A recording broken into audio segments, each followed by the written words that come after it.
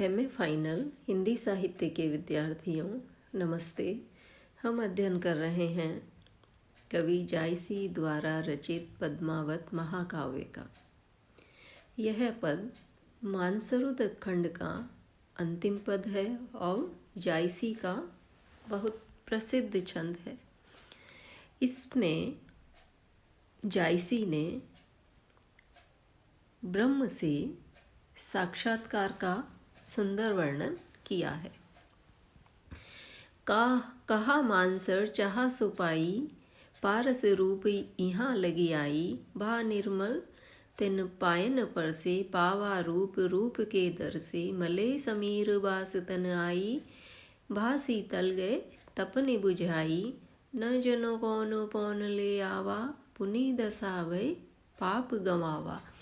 तत्खन हार बेगी उतराना, पावा सखिन चंद बिहसाना। बिगसे कुमुद देखी शशि रेखा, भय तेहि रूप जहाँ जो देखा। पाए रूप रूप जस चहे, शशि मुख सब दर्पण होई रहे।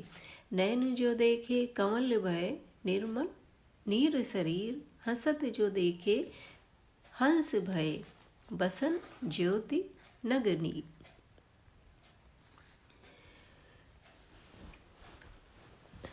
कठिन शब्दार्थ।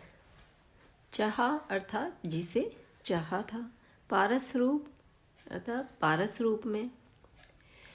भा यानी हुआ, गए यानी गई, पुण्य यानी पुण्य। तत्क्षण अर्थात तत्क्षण तत्काल। बेगी यानी शीघ्र। उतीराना अर्थात तैर आया। निर्मल यानी निर्मल। ज्योति यानी ज्योति। कहा मानसर चाहा सो पाई, पारस रूप यहाँ लगी आई। अर्थात मानसरोवर ने कहा कि मैंने जिसे चाहा उसे मैंने पा लिया। पारस रूप यहाँ लगी आई अर्थात पद्मावती जो कि पारस रूप है वह यहाँ लगी आई अर्थात यहाँ मेरे पास आ गई है। भा निर्मल तिन पायन पर से का अर्थ है स्पर्श करना अर्थात उसके पैरों के स्पर्श से मैं निर्मल हो गया हूँ।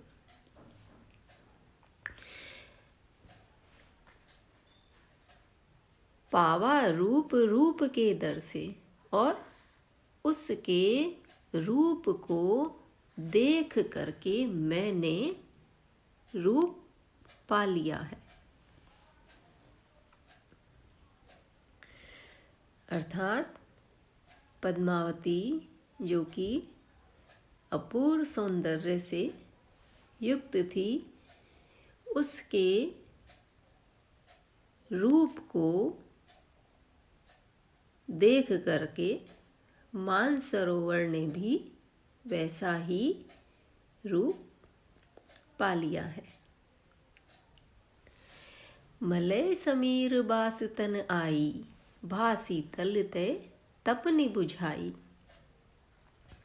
आगे कवि कह रहे हैं कि पद्मावती के शरीर से मलयाचल की सुगंधी आ रही थी और उसके स्पर्श से मैं शीतल हो गया हूँ।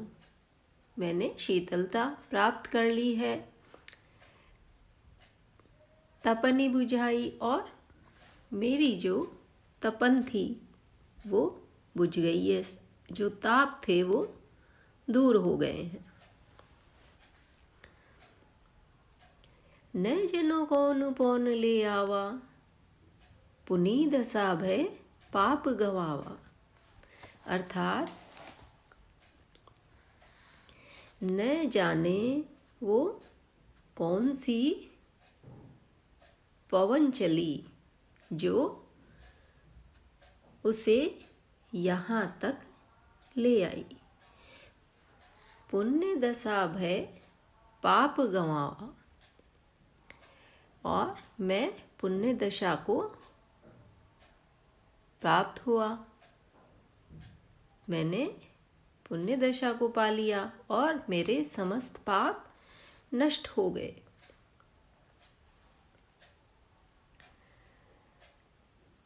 तत्घन हार बैगी उतराना, पावा सखीन चंद भी हसाना। और उसी क्षण खोया हुआ हार ऊपर तिराया, तैर करके ऊपर आ गया।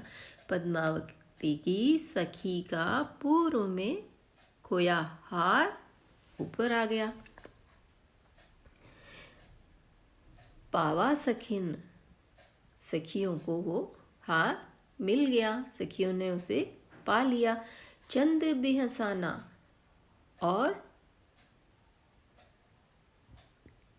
चंद्र स्वरूपा पद्मावती भी यह देख करके प्रसन्न हो गई, खुश हो गई। बिगसे कुमुद देखी शशि रेखा, भय तेहि रूप जहाँ जो देखा।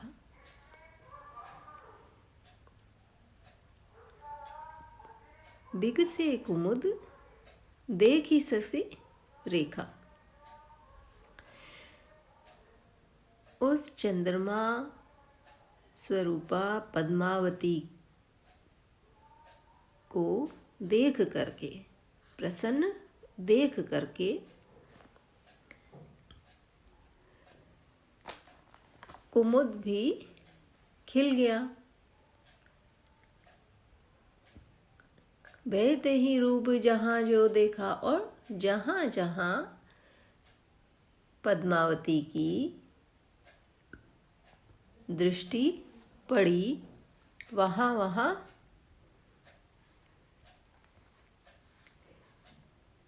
आभा बिखर गई।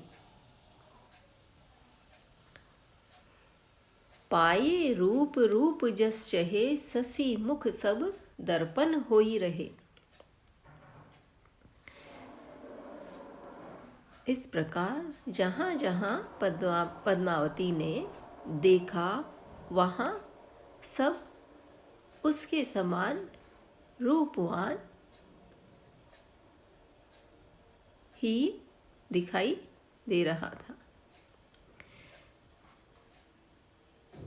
अर्थात जिस तरह के रूप भी अन्य वस्तुओं के थे, वो सब पद्मावती के मुख के समान ही थे। इस प्रकार पद्मावती के मुख को मानो सब पदार्थ दर्पण की भांति हो रहे थे, और सब में पद्मावती का रूप ही दृष्टिगोचर हो रहा था। अर्थात पद्मावती का चंद्रमा के समान मुख दर्पण हो रहा था, और सरोवर की प्रत्येक वस्तु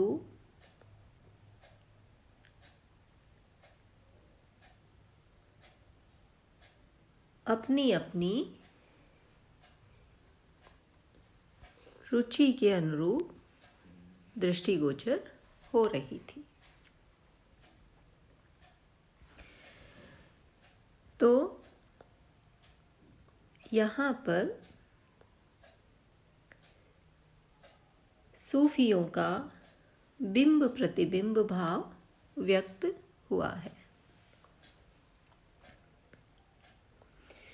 आगे नैन जो देखे कमल भये निर्मल नीर शरीर, हसत जो देखे हंस भये दसन ज्योति नग हीर।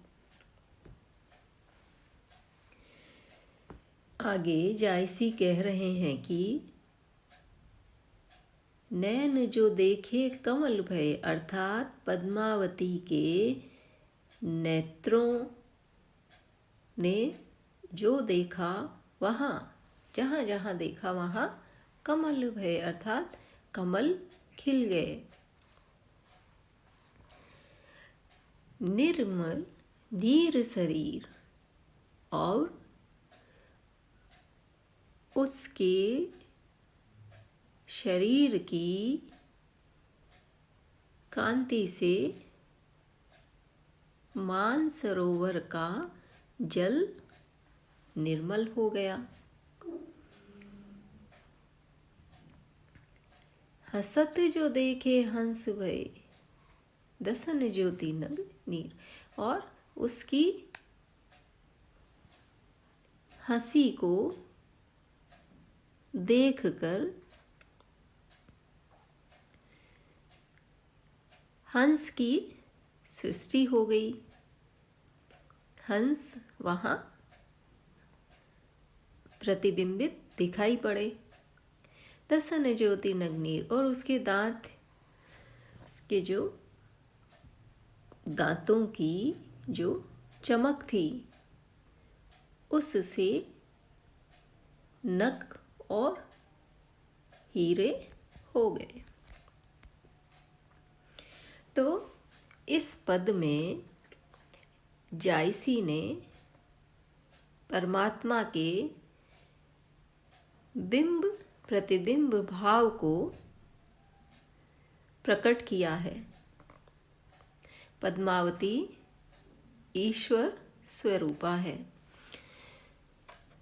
और पद्मावती के बिंब की सृष्टि से पद्मावती के बिंब का ही प्रतिबिंब यह संपूर्ण जगत है। अर्थात पद्मावती बिंब है और यह संपूर्ण जगत उसी का ही प्रतिबिंब है। तो यहाँ जायसी ने ईश्वर से साक्षात्कार का वर्णन किया है। कबीर ने भी इसी अवस्था का वर्णन किया है। भाव साम्य के लिए कबीर का यह पद दर्शनीय है।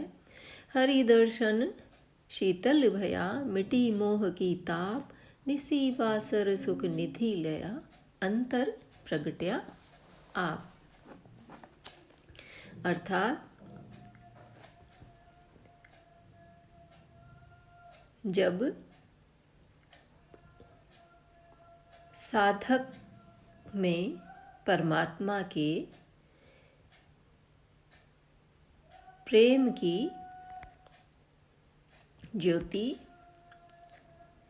जगती है या परमात्मा से साक्षात्कार होता है, तो उसका समस्त शरीर शीतल हो जाता है और उसमें सुख और प्रसन्नता की सृष्टि हो जाती है। अर्थात आत्मा स्वयं प्रकाशित हो जाती है और उसमें उस ईश्वर की ही ज्योति झलकने लगती है। इस पद में प्रथम पंक्ति में ही रूपक और पद्मावती के गुणों का सरोवर में प्रकट होना, तद्गुण अलंकार और अतिशयोक्ति अलंकार, साथ ही पावा सखिन चंद भी हसाना में असंगति अलंकार आदि का प्रयोग कवि जायसी ने किया है। साथ ही जायसी ने सूफी मत के अनुसार अर्थात सूफियों की मान्यता है कि इस सृष्टि का संपूर्ण सौंदर्य उसी परमात्मा के सौंदर्य का प्रतिबिंब है। इस भाव को व्यक्त किया है, अर्थात इस संसार में जो भी दृश्यमान है वह उसी परमात्मा की आभा है। इस प्रकार इस पद में साधारण भाव के रहते हुए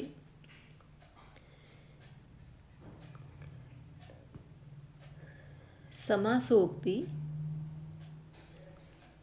अलंकार ही प्रकट होता है।